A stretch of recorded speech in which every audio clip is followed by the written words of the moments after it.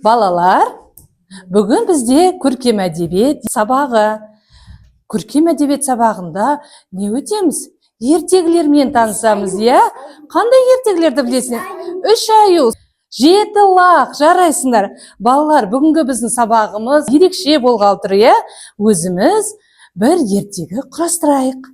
Қандай кейіпкерлер болсын? Аю, түлкі, қоян. Менің ертегімде аю, қоян және түлкі болса, олар қызықты оқиғаларды бастан кешсе. Ертеде бір қалың орманның ішінде өте жалқау аю өмір сүріпті. Ол гүлдердің арасында ұйықтағанды ұнататын.